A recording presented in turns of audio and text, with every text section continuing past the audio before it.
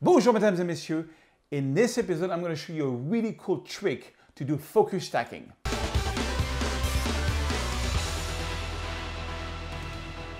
Bonjour mesdames et messieurs, my name is Serge Armedy. I am a French photographer from the amazing, from the beautiful, from the incredible city of Paris, France.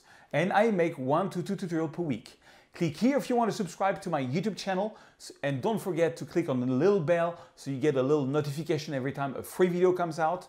And don't forget to subscribe to my daily newsletter to get access to hundreds of free raw files, textures, brushes, Lightroom presets. Okay, mesdames et messieurs, I'm coming out with a new course called Photoshop Photographer 2017. I have not updated for years my course on Photoshop, and there's been so many new things with Creative Cloud, HDR, Panorama, and RAW files. I mean, the software has grown so much. I did my biggest course ever, 66 videos, 8.5 hours, so many projects. And I'm going to give you one of the projects for free, and I'm going to walk you through a little bit what you learn in this course. So here it is. All right, mesdames et messieurs, so I wanted to show you some of the before and afters of my new Photoshop course and what specifically you're going to learn. So we're going to start off with a lot of Camera Raw developments, where I'm going to do a whole series of videos explaining you each tool to use in Camera Raw, all the local tools, every single tool you find in all the panels of Camera Raw, and we're going to take this photo as a reference, and that's after maybe like 10 or 15 videos, that's the result we are going to get. Fully retouched, and you will know all the secrets of Camera Raw. Then we're going to start doing some A to Z retouching, like a sunrise in Venice, different scenarios. So that's the before, and that's the after. More Camera Raw, different type of colors, sunrise in Tuscany, that's the before, and that's the after, the full workflow in Camera Raw.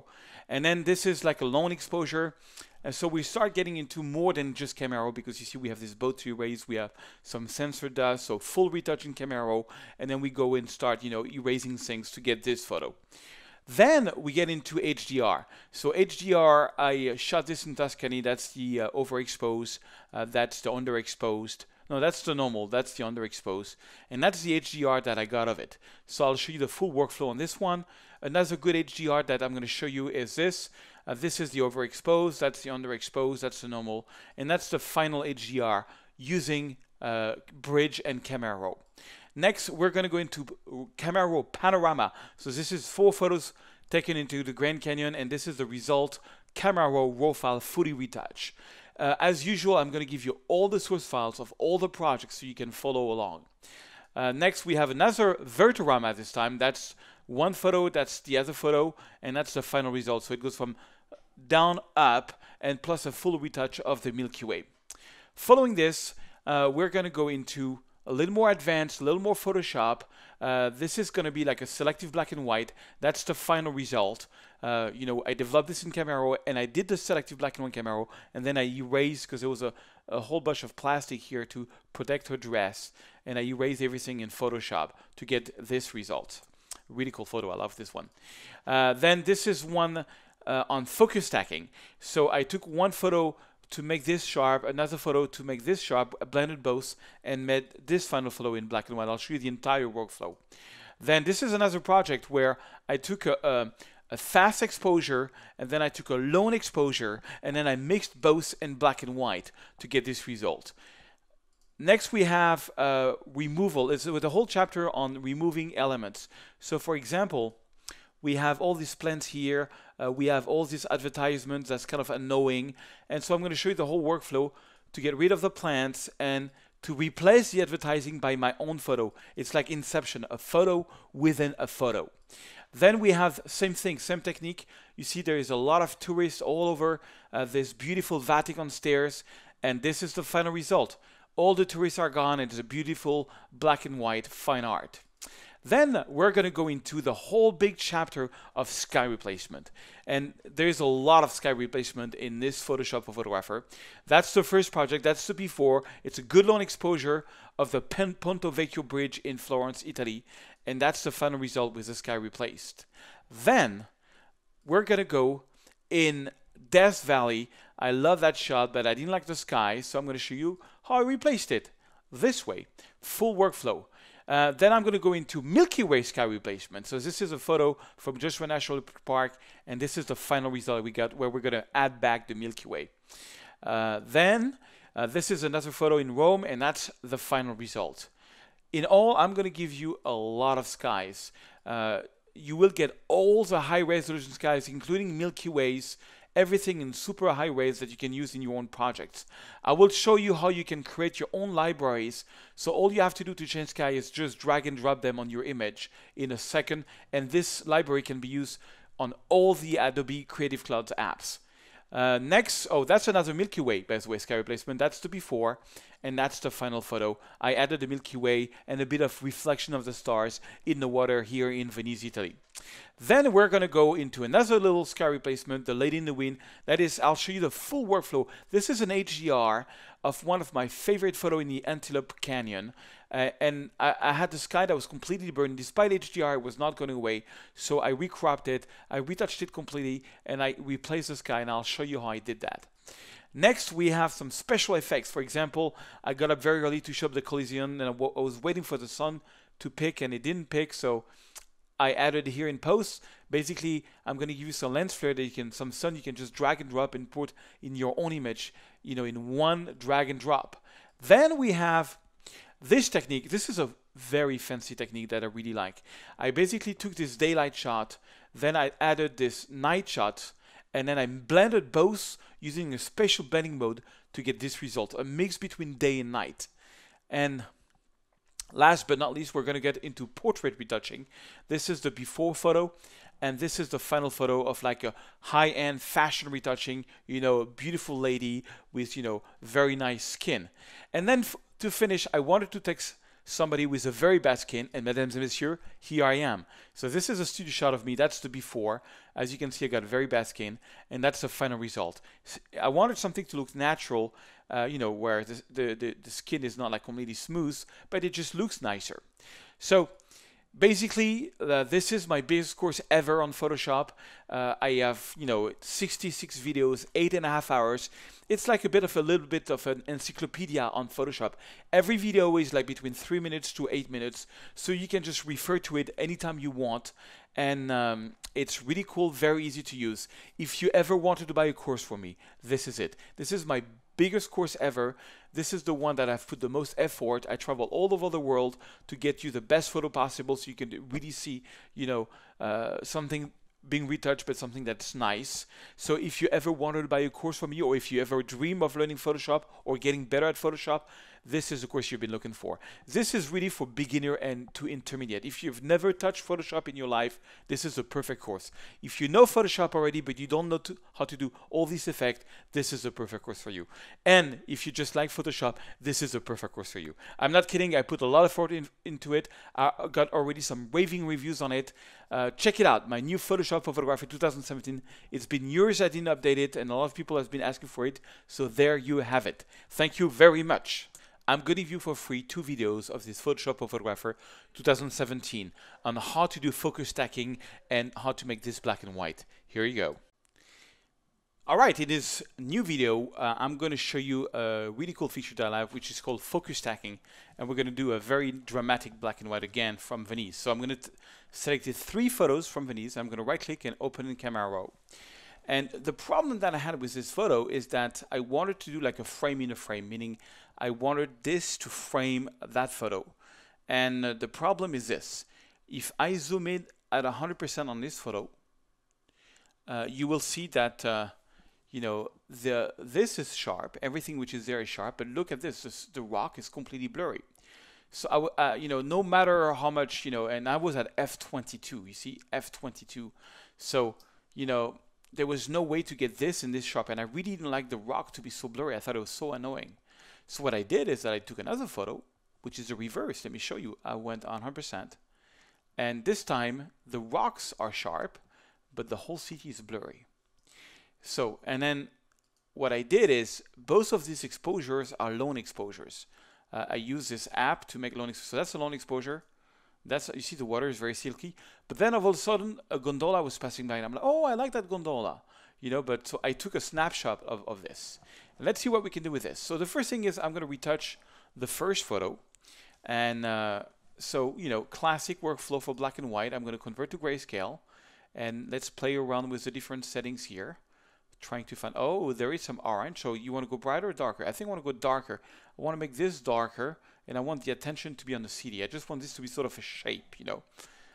So yellow, same thing, darker. Green, darker in the water. Aqua, water dark. Blue. Blue, I'm not going to touch that much. It does something weird there. It takes out the contrast there. So I'm going to leave it like this. Purple and magenta. So basic conversion. I'm ready to do my workflow. And so I'm going to open up the shadows, bring down the highlights. I'm going to do my black, and I'm going to do my white. I want a strong contrast as usual. There is no cloud, so maybe on this one I'm going to add clarity, which is good. And but it really annoys me because, you know, the gray level of this photo is everywhere the same. I think I want to boost the white a little bit and maybe add some contrast. But this, you see, this whole rock thing attracts way too much attention. So now, one good way of doing this is I could take the radial filter. Actually, that's not the way I did it the first time, but I'm going to try this. I'm going to put this over the CD like this. Make sure feathering is 100%. Make sure I'm on outside and not inside, outside, and I'm going to lower the exposure. This way I make all this very dark, except this. And I can add some contrast, and I can add some clarity, and I can make my, you know, that's actually a really good way to do it. It's funny, I didn't do it like this the first time. I don't want so much on the water. So, like, I want this to be a bit brighter, so I'm going to lower this a little bit. Yeah, not completely, but something like this. Okay, and now there is a way, you see how this is being influenced everywhere, but it's making the water too dark here. So if you click on brush, but instead of going to the minus brush, I'm going to go on a plus brush, and I'm going to click on plus, making everything down to 0.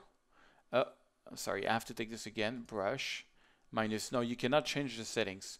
So I'm adding, I'm extending this value. So let's see what's going to happen if I brush here. No, it's actually, I need to go to the minus brush because it's being influenced everywhere. Yeah, the minus brush is the way to go. I don't want the effect of the circle to be on the water. I just want it to be there. And if you want to go, you can go to plus and, you know, and go and bring back some of that. So, and then you can click on mask so you can see what the filter looks like. So the filter is very strong everywhere except here in the center. Okay, so I can actually erase here. Oh, sorry, erase here because the filter is so, you know, the filter is so much feathered that it also influences inside.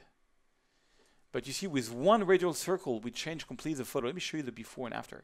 That's the before, and the before with that one circle. So that's already looking pretty good.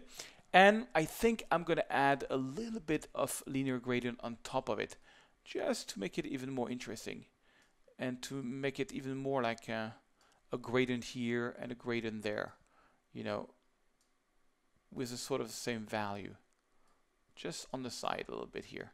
Check it out. Before the graded filter, after the graded filter. It's really focusing on the center on the photo. Okay, now I'm ready to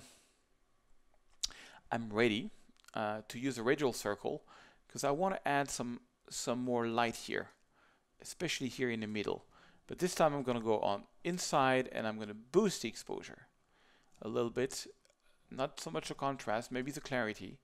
I just want it to be really bright inside so that the eyes really go inside of the photo. Something like this. I think that's pretty good. Pretty good. So yeah, that's, I think I'm going to boost the white. I think the white are not strong enough yet on the overall photo. Yeah, that's good. That's good. So now what I'm going to do is in the next video, we're going to start playing with the other photos to because we still have the issue that, you know, this is sharp but this is completely blurry. So how do we solve that? Well, that's coming up next. So now I'm going to go here in this little film strip menu here, click on select all, and click on synchronize settings, making sure local adjustment is on. Spot removal I didn't do, crop I didn't do, so that's fine. And I should have very, very similar result on the photos. So well, actually not quite on this one. You see, that's the one where the rock is completely in focus. So let's see what happened. Let's look at our local adjustment. You know, it's still there. Let's look for the big adjustment, which is this one. And what's happening? It's funny, something went wrong on the copying this adjustment. Oh, it went back on. That's really a bug. Yeah, okay, now it went back on. Something went wrong. That's funny, there is a little bug. Look at this. It didn't sync correctly, and when I click on it, so well, that's a bug that you might get. You know, all you have to do is click on the radial circle, and now it looks the same.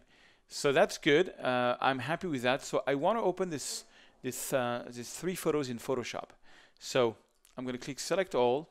I'm going to click Open Image. Make sure that Open in Photoshop as Smart Object is not on. I don't need them to be smart objects at this point. I'm happy with what I did, and I'm going to open this up in Photoshop. When you open different images, it takes the time to develop each raw file and open them each one as a file with the tab system. So we still have from the prior tutorial the 2 photos that we used, and now I have the 3 photos. So it takes a bit of time because it's, you know, each file is 46 million pixel. You know, it has to do all the raw development. I mean, I've got like the fastest iMac 5K that's out there, the 4 gigahertz one. But even that, you know, it's so much information, so much information. So what I'm going to do once they're all open is I'm going to stack them on each other. So I'm going to start just with this one and this one. So this one and this one. So I'm going to take this one, use the move tool, click on the photo, drag it on the sharp one, and let it go. Okay, see, boom, boom. You see, now it's sharp, and I just want to mix both of them. So what I'm going to do is I'm going to go to, let's see here. Yeah. So the first thing is, before we do that, you see how this layer has a little lock here. I'm going to take the lock and I'm going to drag and drop it on the trash. So the layers are available for Photoshop. I'm going to select them both, and I'm going to go to Edit, Auto Blend Layers, Stack Image, Seamless Tones and Colors, you just leave it on. Content Aware Field Transparency Area, you leave it on, and you click OK. And what that's going to do is that it's going to figure out that one photo is sharp on one side and the other one on the other side, and it's going to create a third layer with the best of both photos. And boom, here it is. It's called Layer 1 Merge. And now, if I look at this photo, look at this. The rock is sharp, the background is sharp. Both of them is sharp. So pretty cool. So now we got a really cool photo because it's sharp everywhere. Now I'm going to try something which I haven't tried yet, which is to take the gondola, which is here. I'm going to right click and bring it here. So this is the gondola. And I see if I can bring it here. So remember, when you want to blend something, what I like to do is I like to hold on the Alt key and click on the layer mask so it's all off, and then take a brush by B, make sure white is my foreground color, make sure the opacity is 100%, and then I'm just going to paint. I think he's here. First, I roughly paint everywhere where the gondola is. Okay, you want to make sure you get the shadows of the gondola also. Voila. Okay, but now we got, we got something weird in the water. Looks weird because we have a long exposure against a non-long exposure. So you can press X and bring back the long exposure. And when you get closer, what's important is you can put your hardness down to 70. This way you can get really close to the gondola, and it's not going to look weird. Okay. So then, the best is to really zoom in, B for brush. And one thing you can do, if it looks too weird, that's something I sometimes like to do. If it looks too weird, you can just take a brush, lower the opacity of the brush, and you mix both the long exposure, press X, and you bring back some of the regular exposure. Make sure the hardness in this case is really at 0. You want a very smooth brush. And you can sort of like make a mix of both, and see which one works the best. You can mix both. You know, it can be an effect to have the lone exposure mixed up with the normal. But if it's too sudden, it's gonna look weird. I think it's, yeah, I'm mixing up at 39%. I think this looks kind of more cool. Actually, I'm gonna paint here. You know, so we have a bit of, yeah, it's okay. I think this is more realistic. So we have a mix of lone exposure and non-lone exposure photo. You know, it's before, after. Now, you know what? I prefer it this way because it's just more sexy to have nothing there. You know, it's already so much going on. If I'm adding the gondola, it's too much. So I'm not going to do it. But that's fine. You know, it's all about a trial and error process. Now, I think the photo is not very straight. So I'm going to create an instance. I'm going to throw this away. And I'm going to create an instance by pressing Command-Alt-Shift-E. And which takes into account all we've done so far. I'm going to press Command-T. And then I can just rotate it maybe a little bit. I think it's not very straight like this. Yeah, just a rotation will do, I think. And then I'm going to, you know, take the crop tool and I'm maybe going to crop it a little bit like this and like this. I always crop for, not for frame, I always crop for aesthetic to what I want. Yes. And that's our final photo. Pretty cool. So I'm going to save it and let's move on to the next project.